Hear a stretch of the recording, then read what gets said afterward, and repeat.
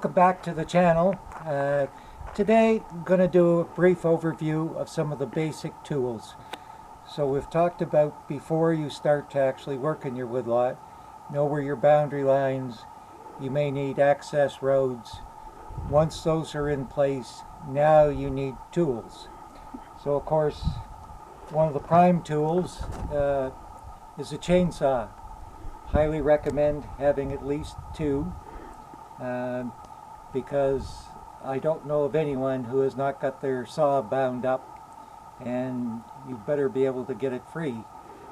So you're saying you need the second one in order to get the first one out? Exactly. Okay. Now I have done it with an axe, you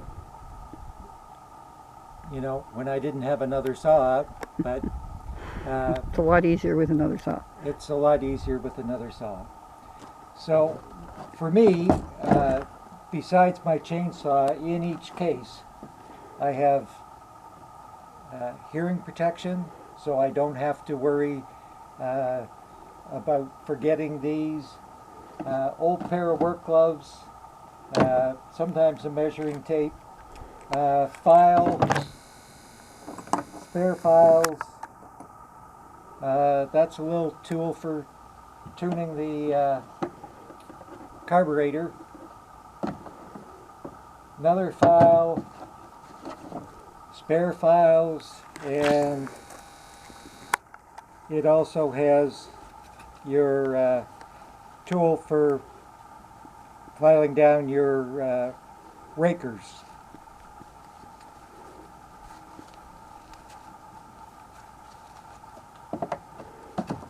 So anyhow, these are the basic tools that I try and keep with me at all the time.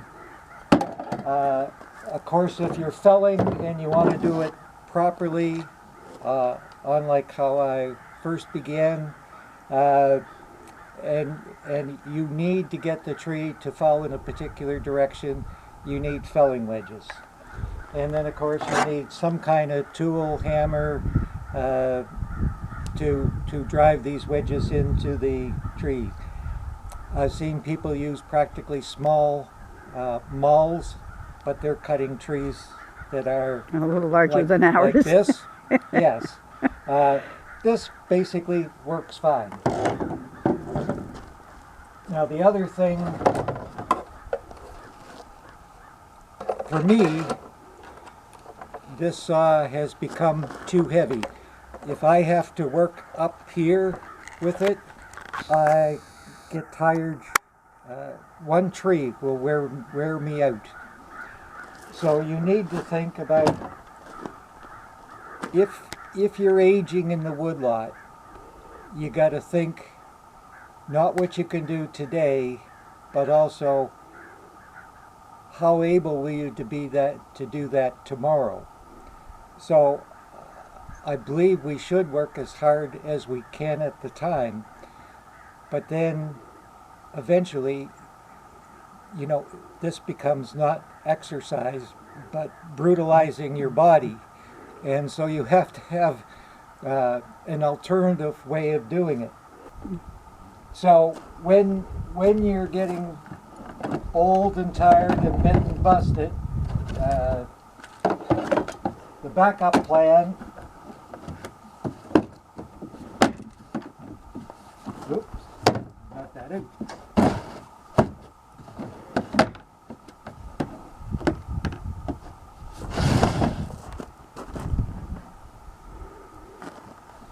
Now again, this is all similarly equipped, exactly the same. This is a 50cc saw. I'm not sure, and I should have checked. The larger saw, I think, is around 18 pounds. And that is, I'm sure, measured without your chain bar, your chain, your gas, your chain oil. So it's as you would get it from the store. This, I think, runs around 12 pounds. But the difference is just amazing. It's like working up and maneuvering it like this, and especially if you're doing limbing, I find the shorter blade, this is a 16-inch versus a 20-inch, is much more nimble because, you know, it's just easier to handle and manipulate.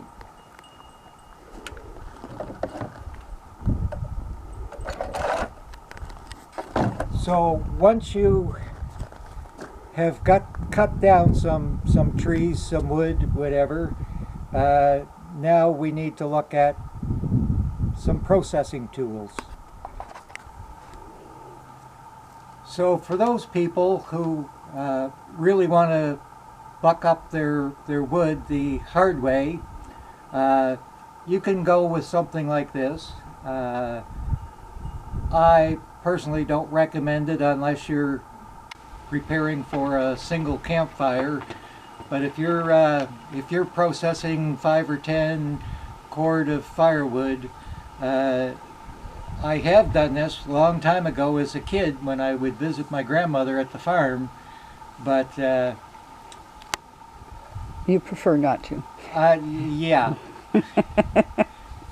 So once you got it kind of bucked up to length, you need splitting power. I'm still a huge fan of hand splitting. I rented a gas wood splitter almost 40 years ago, and I was in such a hurry to get it back to the rental company for the least amount of money that I worked myself like a dog, and I decided that splitting by hand was actually easier, a little slower, but I wasn't worried about the expense or the amount of carbon dioxide I was putting up into the atmosphere. So in my 30s, I was using, this is a 8-pound maul. So after about 20 years of using this, it started to get kind of heavy, particularly with the extra long handle. That weight is hanging out a long ways for bringing it around. So, like all smart aging citizens, I downsized. This is a 6-pound maul. You may not recognize the handle. I wore the wooden one that it came with out. And in those days, the local dumps were open and people were always throwing out old bed springs and stuff like that. And they had 2 long tubes that often ran down each side of the spring. So with a little manipulation and some ugly welding, I've been using this for about another 20 years. No splinters. No splinters, you're absolutely right. And but last year, if I spent a couple hours, and especially if I get into a gnarly white ash, which often splits very easily, or a gnarly white birch, which again is often quite easy to split. But not always. But not always. I would feel exhausted, not pleasantly tired from exercising and getting a good workout. I would be kind of feeling bushed. So Santa Claus last Christmas Took pity on you. yes, took pity on me and brought me this. And this is a Fisker's. I'm sure there's other similar competitors, but I have no idea what the weight of this is, but it just seems inconceivably lighter than this 6-pound. Because well, your 6-pound also though, has that heavy metal shaft instead of... Yes. So this here has really prolonged my splitting career. I find it just is a lot less effort. And fundamentally, I probably get very similar results as I used to with at least the 6 pound. I can't remember back long enough for the 8 pound.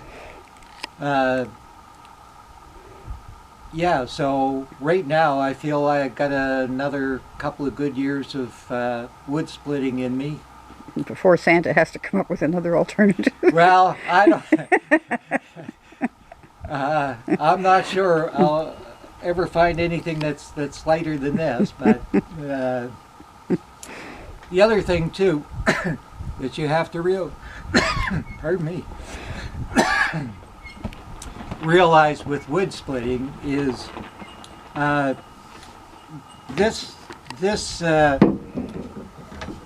this heavy axe, splitting axe, is probably close to 4 times the weight of this one, right?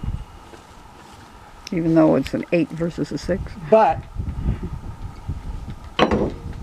because of this weight, if I can actually swing it twice as fast, I am getting the same impact at the stump or on the log, because energy is mass times the velocity squared. Uh-oh, here we go. Physics. I hate Right. physics. So if you double the velocity, you quadruple the impact. 2 times 2. You just can't take the teacher out of them. I know. Then, of course, for some wood handling, something like an axaroon. But again, this is a limited use tool. It was great in one of our earlier videos digging firewood that was all split out of the snow, so I didn't have to be down on hands and knees.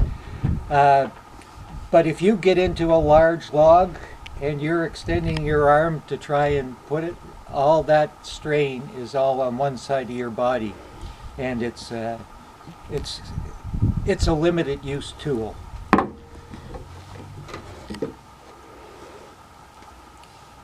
Something that I have used, not nearly as much as I should have, but if you go walking through your woodlot, carrying a chainsaw, regardless of how light, is a royal pain, especially if you carry all the spare equipment, gas, oil, that you need to make sure that it's going to continue to run while you're there.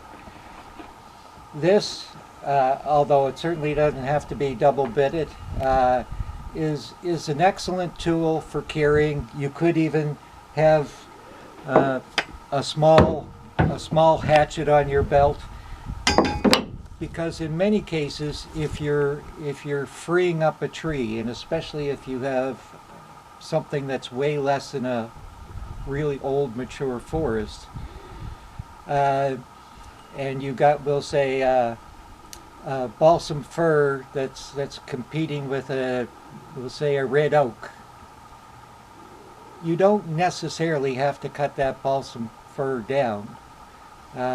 All you have to do is just basically mortally wound it. Take a hatchet, skin down big slices of bark off the tree. There's all kinds of things you can do, and it's fairly light equipment. You don't run out of gas, at least not petroleum gas. Personal gas you might. But it's good exercise. I remember when we were getting trespassers in from the backside of the property on one of our roads, I just walked up to that area with the axe, started whacking and brought 3, 4, half a dozen trees down across the road and solved the problem. Good exercise for me, very environmentally friendly, and yeah, good for everybody. Anyhow, I think we'll wrap it up there on this segment. We'll certainly do more on some of the other equipment that we have, but thanks for joining us. If you got value out of this, please subscribe, like, and also share. Be safe. Catch you next time, guys.